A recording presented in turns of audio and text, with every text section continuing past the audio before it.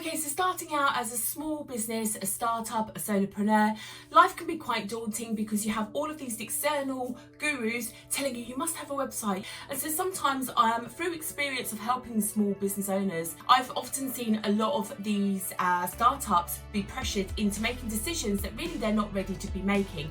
So in today's video, yes, I'm going to be talking to you about WordPress.com. Yes, I'm going to be talking to you about WordPress.org, the two different versions, the pros and cons for both, and depending on your circumstance, how you can choose which one to get going with. But really, the ethos of today is to basically give you the knowledge to know which platform is better for you to start launching your business with, even if you think really you just need an online presence right now whilst you get your feet under the table and you readdress the situation in 6 months, a year down the road. And that is what today's video is all about.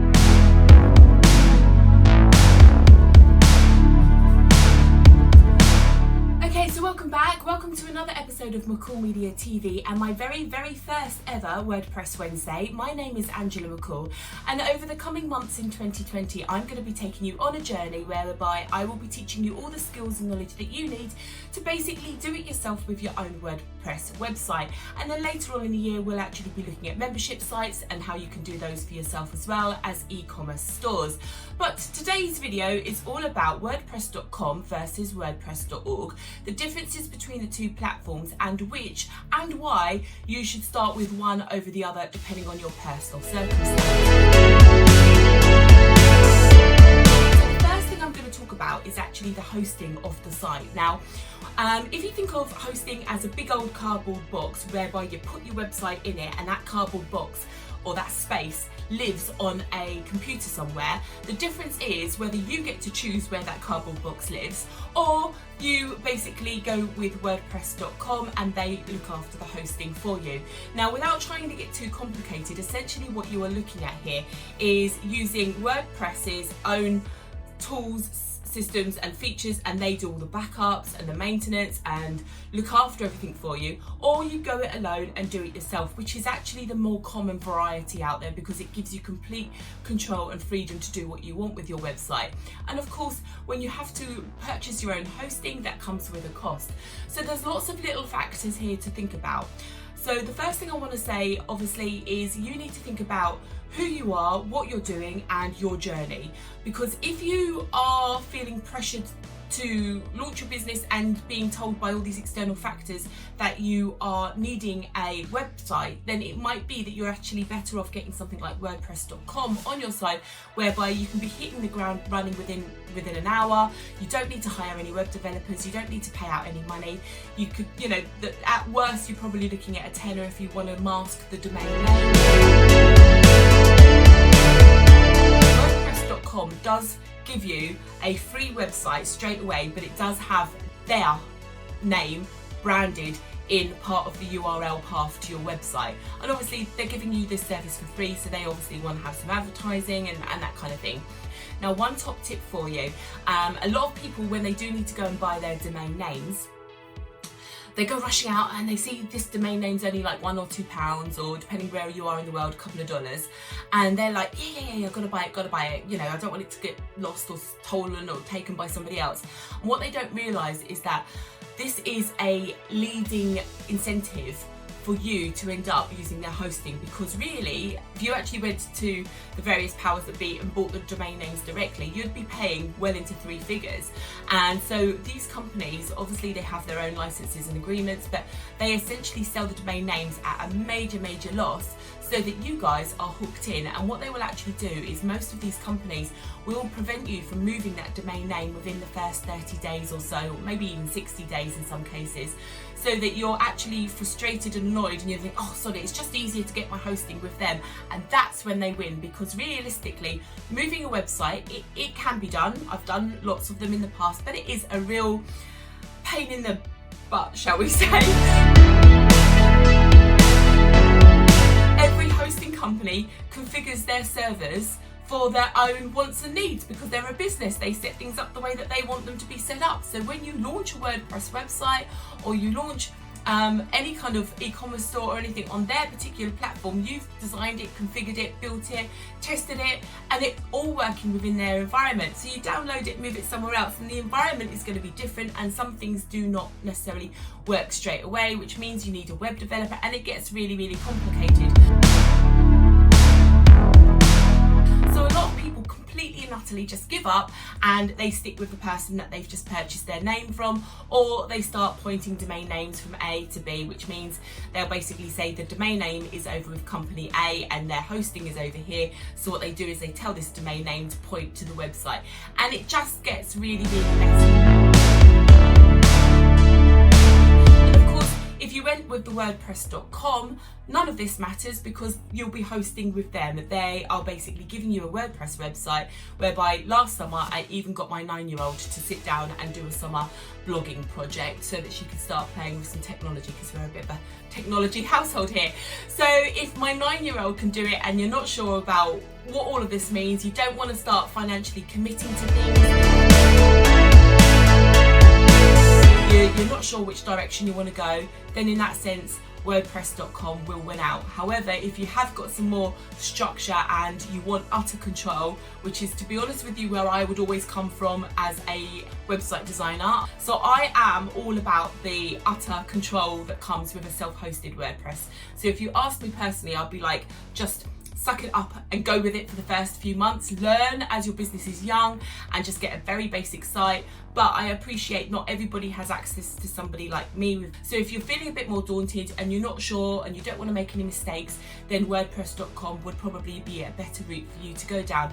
And the good thing is, if you do start off with a WordPress.com website, you can actually migrate it into a self-hosted platform later on. So any reasonably talented website developer will be able to help you migrate your website out from the WordPress.com environment where they host it and give you the basic tools and functionality over to the WordPress.org, or basically a self-hosted platform. And if that fails, WordPress themselves actually do, for a fee, provide that service. And obviously with that though, you will still be stuck with their external hosting, so I don't want to confuse you there, but they essentially will set you up with a self-hosted website, but again it would be on their service, which is a little bit confusing. But if you do have any questions about that, use the hashtag AskMcCallMedia on Twitter and Instagram, and I'll be happily answer your questions or even reply with a video that explains it. So some things I've already touched on just real quickly is the customization of these two different platforms. When you are on a self-hosted website, you have essentially 100% full ownership, control, development rights over that WordPress tool. WordPress itself, the .org version, the self-hosted, is an open source software, which means basically you can use it without having to pay for it. Obviously you've got to pay for your hosting and your domain name and those kind of bits and bobs, but the tool itself is free. And because of that, you have had hundreds of millions of developers all over the world influence and import and bug fix. So it's a very robust platform, and of course with so many people being involved with it, I think something like, I don't know, 40-50% of the internet and websites that you come across are built on this tool. So it is a very good platform to start with. It means that any type of plugin, tool, feature, thing that you want your website to do, somebody's probably already done it and built a tool for you to be able to either purchase and plug in, or you could easily go and get a website developer to customize it and build it for you and then plug it in. When I'm developing a website for a client, they'll often say, oh, can we just tweak X, Y, Z? And even if it's something just as simple as playing with the CSS, which is your cascading style sheet, and it's basically like a rule book that tells you all the different colors, fonts, spacing, all the sort of, it's your makeup bag really for your website, okay? As a developer, I can do anything I want with my makeup bag and style my WordPress, my self-hosted WordPress website any way that you, my client, would want. Whereby, unfortunately, with the .com version, WordPress looking after your website for you, what you are now restricted to is only the tools and features that they basically have said yes you can have. And so the actual functionality of the site, if you just want like a blog site whereby you just want to have a basic contact page, a basic about page, and you want to freely write your articles on whatever topic that you are doing, then that is a really, really fabulous tool because they will give you that power. But if you want to start putting in different components. Maybe you want to track your Google Analytics, you can't. Sort of customize or tweak a tool or a feature, you can't, because you don't have access to the back-end code. What you get, or what you see, is what you get, and that's as far as it goes, whereby the freedom to develop and grow your site with the self-hosted is, you know, your world's your oyster. You can do anything. So there are so many options and things that you can do. Now, if you're just starting out and you're thinking, well, I don't need all of that, then that's absolutely fine. But it's often easier to start off as you mean to go on, so that you are on the right platform now. So think of it as like building the foundation of your house. You build the correct foundations now, you can build a really tall house.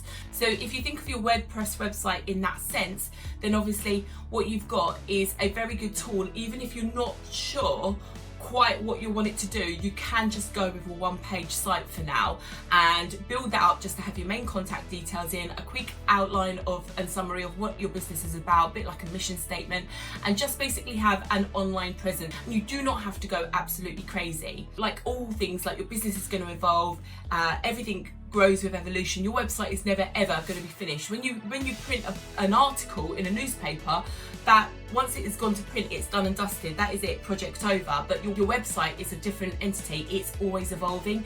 You are never going to get to a point where your website is finished, because the moment you finish one task, you'll be like, oh, I can do X, Y, Z. And so you go on to the next evolution of updating your site, adding in a new tool, creating new content, new pages, new whatever it is. So things are always growing, and even if you're not sure right now in your business where you want to go, you could just start off with a very basic page on the correct tool, which means it allows for freedom and scope. And that's where I find the WordPress.com website a lot more restricting, because you are bound to their terms and conditions.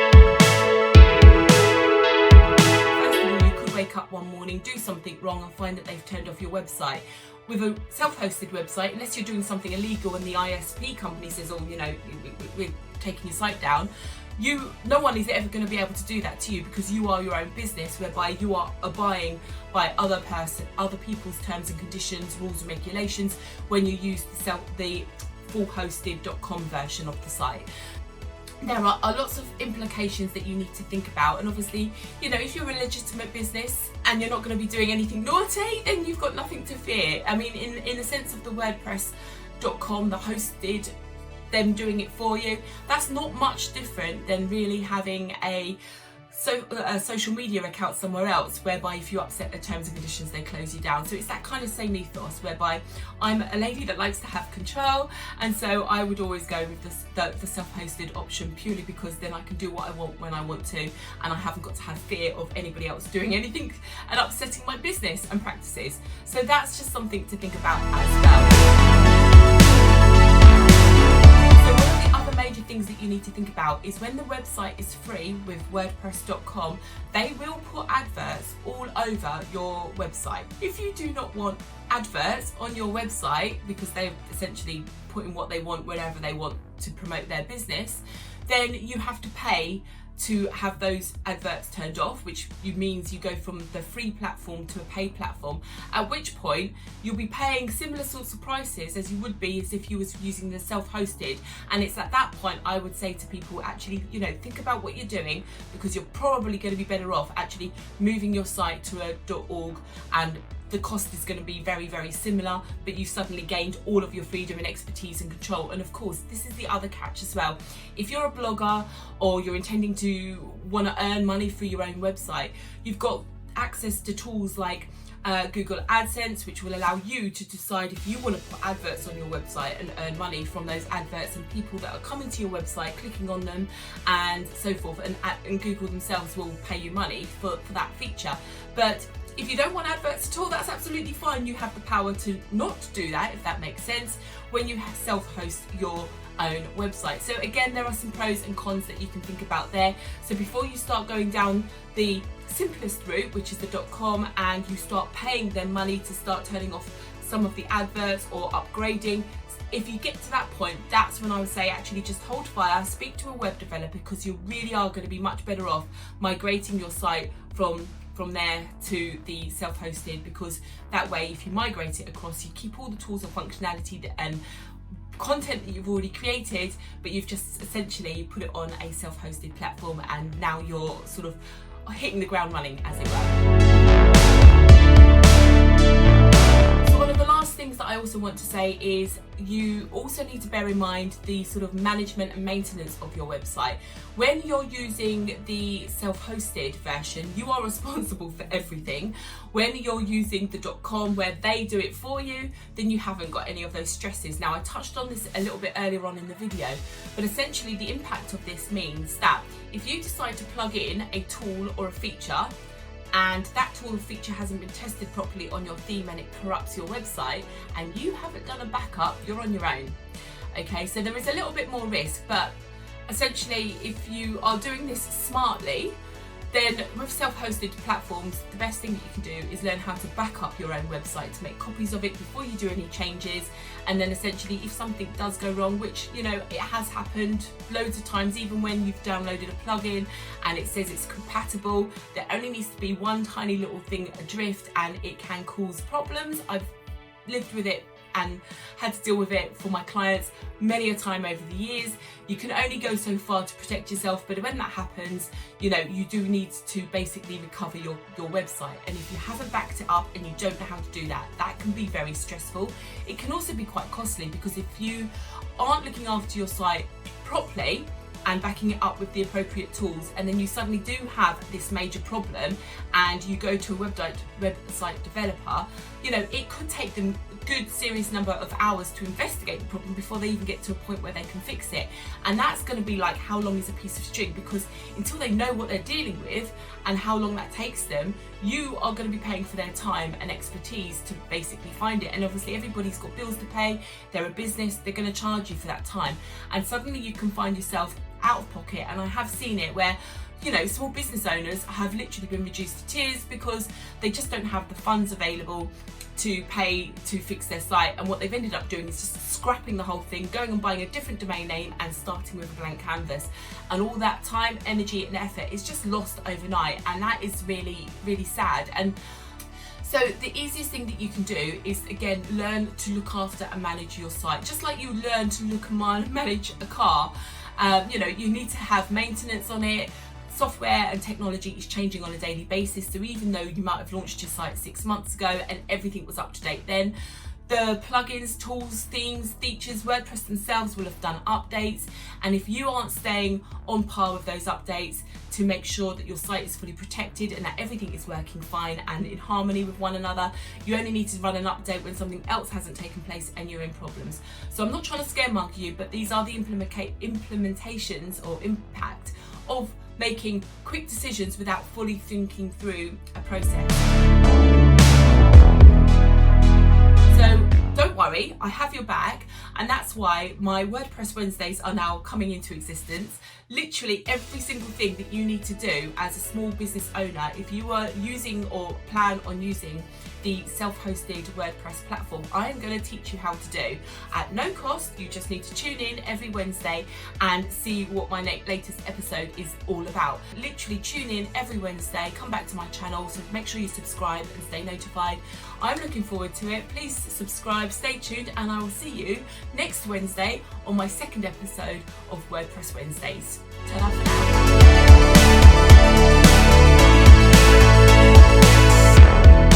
Or WordPress themselves, actually.